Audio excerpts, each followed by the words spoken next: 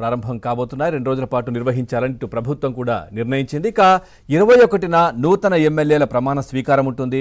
అట్లాగే 22న శాసనసభ స్పీకర్ ఎన్నిక కూడా ఉంటుంది. ఇక స్పీకర్ ఎన్నికల తర్వాత అసెంబ్లీ నిరవధిక కూడా వాయిదా పడుతుంది. ఇక జూలైలో అసెంబ్లీ బడ్జెట్ సమావేశాలు కూడా ఉండే పరిస్థితి ఉంది. ఈసారి ఎన్నికల్లో ప్రతిపక్ష హోదాను కోల్పోయిన జగన్ 151 స్థానాల నుంచి 11 స్థానాలకు పడిపోయిన వైసీపీ జగన్ అసెంబ్లీకి వస్తారా అని సోషల్ మీడియాలో కూడా జోరుగా ప్రచారం జరుగుతున్న పరిస్థితి. అసెంబ్లీలో జగన్ స్థానంపై సోషల్ మీడియాలో చర్చ కూడా జరుగుతూ ఉంది.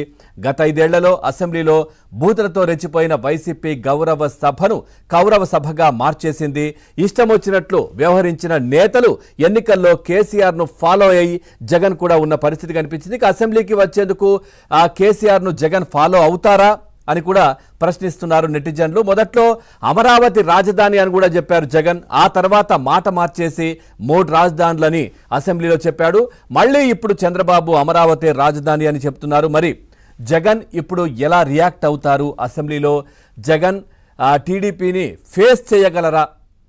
గత 5 ఏళ్లలో అంతా మా ఇష్టం అంటూ అసెంబ్లీలో బూతులతో రెచ్చిపోయిన వైసీపీ పరిస్థితి ఇప్పుడేంటి అనే చర్చ కూడా జరుగుతోంది. కనీసం మాట్లాడేందుకు కూడా సభ్యులు లేకపోవడంతో జగన్ అసెంబ్లీకి వస్తారా? అసెంబ్లీలో వైసీపీ ఎమ్మెల్యేల పరిస్థితి ఎలా ఉండబోతోందనే చర్చ పూర్తిగా జరుగుతూ ఉంది. వారి స్థానం ఎక్కడ ఉంటుంది? ప్రతిపక్ష హోదా కూడా లేకపోవడంతో వారు ఎలాంటి పరిస్థితులు ఎదుర్కొంటారు అనే చర్చ కూడా జరుగుతోంది. ఇప్పుడు అసెంబ్లీలో చంద్రబాబు అమరావతి రాజధాని అనే అంశాన్ని కూడా ఇప్పుడు ఉన్నటువంటి పరిస్థితి. మరి జగన్మోహన్ రెడ్డి ఇప్పుడు ఏం చేస్తారు ఏంటి అనేది సర్వత్రా ఒక ఆసక్తికర విషయం. ఎందుకంటే మనం చూసాం 5 సంవత్సరాలు కళ్ళు మూసుకున్నాను, ఆ తర్వాత మళ్ళీ 2024 ఎన్నికలు వచ్చాయి.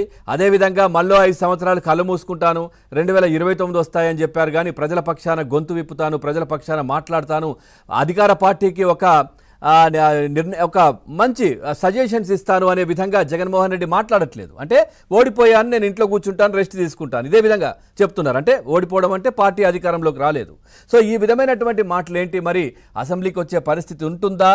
ప్రజల పక్షాన గొంతు విప్పుతారా? అసలు నిజంగా చెప్పాలంటే ప్రతిపక్ష హోదా కూడా లేదు కాబట్టి ఏ విధంగా ఉంటుంది అనేది సర్వత్రా చర్చ జరుగుతున్న పరిస్థితులు అయితే కనిపిస్తూ ఉన్నాయి. ఈ అంశాలకు సంబంధించి మనతో చర్చలో పాల్గొంటున్నారు రాజకీయ విశ్లేషకులు అంకంరావు గారు కూడా లైవ్లో సిద్ధంగా ఉన్నారు. నమస్తే అండి. అట్లాగే జనసేన పార్టీ తిరుపతికి సంబంధించినటువంటి నేత, అట్లాగే రాష్ట్ర వ్యాప్తంగా కూడా చాలా చర్చ జరుగుతుంటుంది కిరణ్ రాయల్ గారికి సంబంధించి కూడా.